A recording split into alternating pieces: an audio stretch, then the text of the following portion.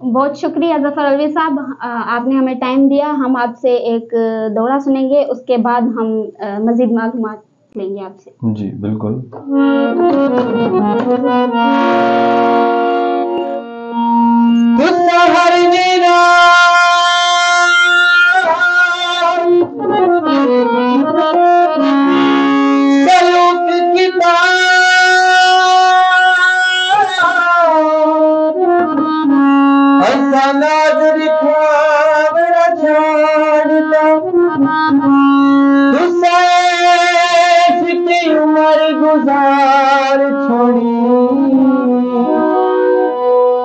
चंगा हंडा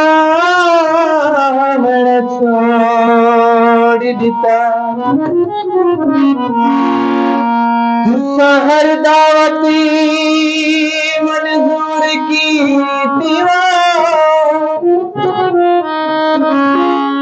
सबत दखान छोड़ता,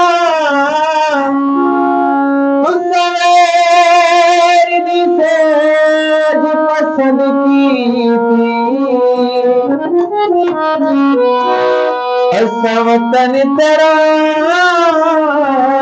छोड़ दिता, पर्ची दिल वाली